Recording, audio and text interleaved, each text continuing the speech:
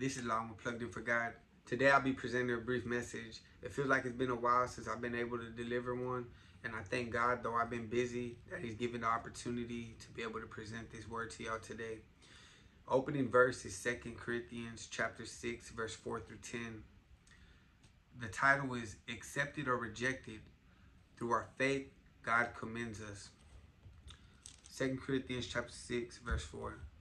But in all things we commend ourselves as ministers of God, in much patience and tribulations, in needs, in distress, in stripes, imprisonments, in turmoils, in labor, in sleeplessness, in fasting, by purity, by knowledge, by long suffering, by kindness, by the Holy Spirit, by sincere love, by the word of truth, by the power of God, by the armor of righteousness on the right hand and on the left, by honor and dishonor, by evil report and good report, as deceivers and yet true, as unknown and yet well known, as dying and behold we live, as chastened and yet not killed, as sorrowful yet always rejoicing, as poor yet making many rich, as having nothing and yet possessing all things.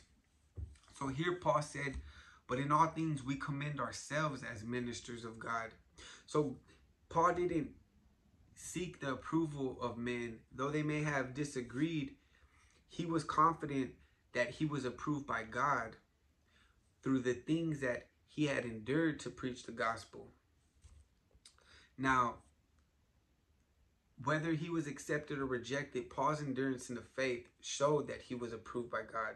The things that the disciples and Paul endured to preach the gospel of Jesus Christ, it showed that their faith was acceptable and pleasing to God.